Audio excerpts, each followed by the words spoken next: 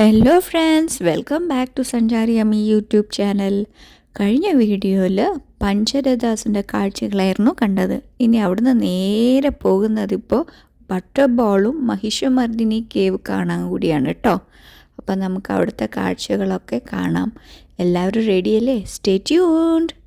ഈ ലൊക്കേഷൻസ് ഒക്കെ അടുത്തടുത്താണ് ലൊക്കേറ്റ് ചെയ്തിരിക്കുന്നത് കേട്ടോ. ഏകദേശം 1 കിലോമീറ്ററിൻ്റെ അകത്തേ വരുന്നുള്ളൂ ഇതെല്ലാം. ഞാൻ കഴിഞ്ഞ വീഡിയോയിൽ പറഞ്ഞിരുന്നല്ലോ, ഇതിനൊന്നും സെപ്പറേറ്റ് ടിക്കറ്റ് എടുക്കണ്ട. ഒരു ടിക്കറ്റ് എടുത്താൽ നമുക്ക് ഈ കാണുന്ന സ്ഥലങ്ങളൊക്കെ കവർ ചെയ്യാം. 7-ാം നൂറ്റാണ്ടിൻ്റെ അവസാനത്തിൽ പല്ലവ രാജവംശം തന്നെയാണ് ഈ റോക്കറ്റ് ടെമ്പിളും നിർമ്മിച്ചത്. എമ്പുരി എന്നും അറിയപ്പെടുന്ന മഹിഷാസുരമർദിനി ഗുഹാക്ഷേത്രം നരസിംഹവർമ്മൻ 1-ാമൻ രാജാവിൻ്റെ കാലഘട്ടത്തിലാണെന്ന് കണക്കാക്കപ്പെടുന്നു. ഈ കാണുന്നതാണ് ഈശ്വര ക്ഷേത്രം അഥവാ ഒലക്കണ്ണീശ്വര ക്ഷേത്രം എന്നറിയപ്പെടുന്നത്. ഷോർ ടെമ്പിൾ പോലെ ഒലക്കണ്ണീശ്വര ക്ഷേത്രവും ഘടനാപരമായി ഒരു ക്ഷേത്രമാണ്. 8-ാം നൂറ്റാണ്ടിൽ നിർമ്മിച്ച ഈ ക്ഷേത്രം മഹിഷാസുരമർദിനി മണ്ഡപത്തിന് നേരെ മുകളിലായിട്ടാണ് സ്ഥിതി ചെയ്യുന്നത്.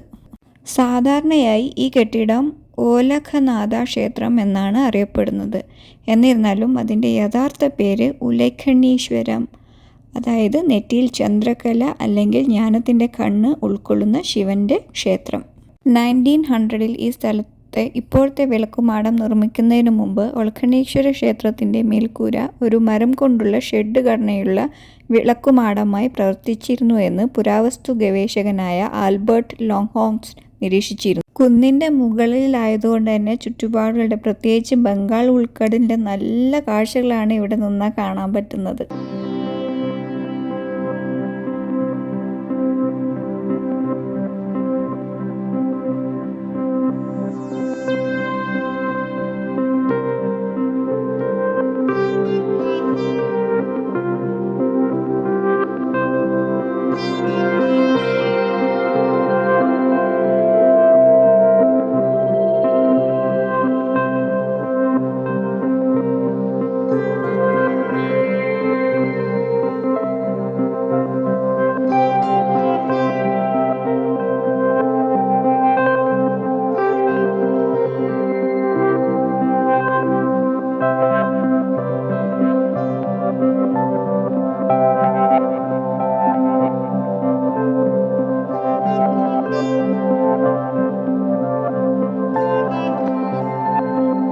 ഈ കാണുന്നതാണ് മഹിഷാസുരമർദിനി കേവ് അല്ലെങ്കിൽ മണ്ഡപം. മഹാബലിപുരത്തെ ഏറ്റവും പ്രധാനപ്പെട്ട ഗുഹകളിൽ ഒന്നാണ് ഈ മണ്ഡപം. ദുർഗാദേവിയുടെ അവതാരമായി കണക്കാക്കപ്പെടുന്ന മഹിഷാസുരമർദിനി ദേവിക്ക് സമർപ്പിച്ചിരിക്കുന്നതാണ് ഇത്. വാസ്തുവിദ്യാ മഹത്വത്തിനപ്പുറം ഹിന്ദു പുരാണങ്ങളിൽ മഹിഷാസുരമർദിനി ഗുഹാക്ഷേത്രത്തിന് ആഴത്തിലുള്ള പ്രാധാന്യമുണ്ട്. അസുരന്മാരെ നിഗ്രഹിക്കുന്ന ദുർഗാദേവിയും കാളത്തലയുള്ള ഒരു രാക്ഷസനായ ഭയങ്കരനായ മഹിഷാസുരനും തമ്മിലുള്ള യുദ്ധത്തെ ചുറ്റിപ്പറ്റിയാണ് കേന്ദ്ര പ്രമേയം. ശേഷ എന്ന സർപ്പത്തിൽ ചാരിയിരിക്കുന്ന വിഷ്ണുവിൻ്റെയും സോമസ്കന്ദൻ്റെയും ചിത്രീകരണം ഉൾപ്പെടെയുള്ള മറ്റ് കൊത്തുപണികളും ഈ ക്ഷേത്രത്തിലുണ്ട്.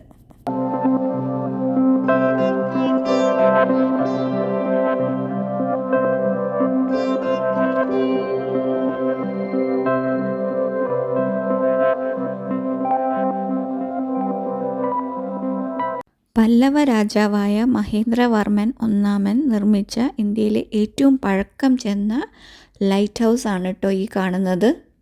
പ്രകൃതിദത്ത കല്ലുകൊണ്ട് നിർമ്മിച്ച വൃത്താകൃതിയിലുള്ള കൊത്തുപണി ഗോപുരത്തോടു കൂടിയ ഈ ലൈറ്റ് ഹൗസ് 1904-ലാണ് തുടങ്ങിയത്.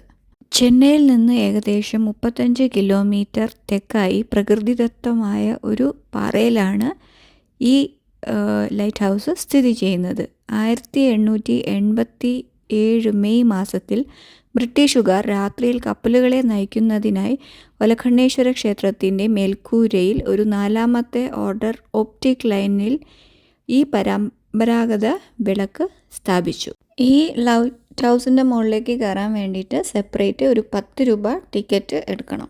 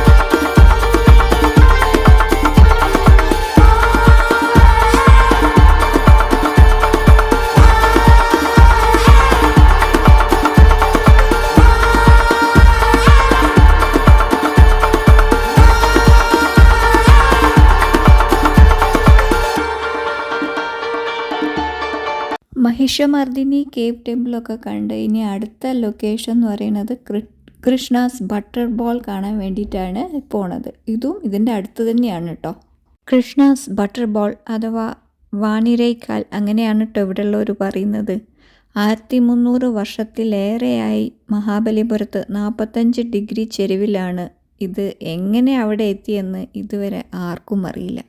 ശാസ്ത്രജ്ഞന്മാരുടെ വാദം ഈ പാറ ഒരു വായുസഞ്ചാരം ഉണ്ടാക്കുന്നതിനായി മണ്ണൊലിപ്പ് മൂലമുണ്ടായ ഒരു സ്വാഭാവിക രൂപീകരണം മാത്രം എന്നാണ്.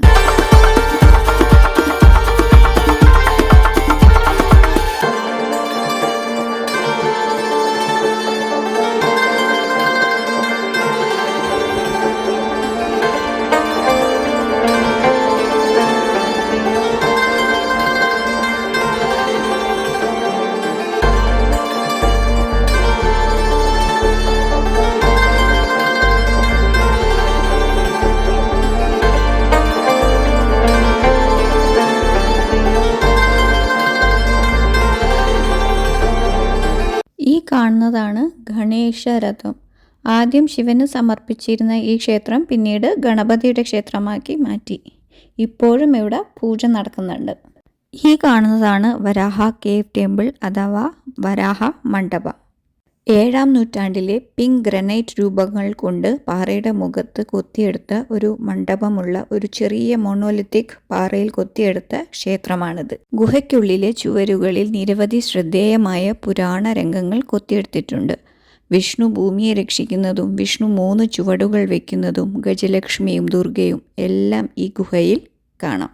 ഈ മണ്ഡപത്തിനുള്ളിൽ ചുവരുകളിൽ 4 വലിയ ശില്പ പാനലുകളുണ്ട്. അവ പ്രകൃതിദത്തമായ പല്ലവ കലയുടെ മികച്ച ഉദാഹരണങ്ങളാണ്. പ്രവേശന കവാടത്തിന് എതിർവശത്ത് ശ്രീകോവിലിൻ്റെ ഇരുവശത്തും കാവൽക്കാരുടെ രൂപങ്ങൾ കൊത്തിവച്ചിട്ടുണ്ട്. പല്ലവ രാജാവായ നരസിംഹവർമ്മൻ 1-ാമനാണ് ഈ വരാഹഗുഹാ ക്ഷേത്രം നിർമ്മിച്ചത്. ഈ കാണുന്നതാണ് രായഗോപുരം. ദക്ഷിണേന്ത്യൻ ദ്രാവിഡ വാസ്തുവിദ്യയുടെ ഒരു പ്രധാന സവിശേഷതയാണ് ഇത്തരം രായഗോപുരങ്ങൾ. ഈ ഗോപുരം പണി പൂർത്തിയാകാത്ത പദ്ധതികളിൽ ഒന്നാണ്. ഒരുപക്ഷെ ഇത് പൂർത്തിയായിരുന്നെങ്കിൽ മഹാബലിപുരത്തെ ഏറ്റവും വലിയ സ്മാരകമായേനെ. രായ അല്ലെങ്കിൽ രാജ എന്ന പദം സ്മാരക ക്ഷേത്ര വാസ്തുവിദ്യയുടെ രക്ഷാധികാരികളായിരുന്ന വിജയനഗര രാജാക്കന്മാരെ സൂചിപ്പിക്കുന്നതാണ്. ഈ ഗോപുരങ്ങൾ ആനകളുടെ രൂപങ്ങൾ, വാതകൾ, ഭൂതമുഖങ്ങൾ, പുഷ്പമാതൃകകൾ എന്നിവയുൾപ്പെടെ വിശദമായ കൊത്തുപണികളാൽ അലങ്കരിച്ചിരിക്കുന്നു. ഇതുപോലത്തെ രായഗോപുരങ്ങൾ നമുക്ക് മധുരയിലെ മധുര മീനാക്ഷി ടെമ്പിളിലും കർണാടകയിലെ ചെളുവണ്ണനാരായൺ സ്വാമി ടെമ്പിളിലുമൊക്കെ കാണാം.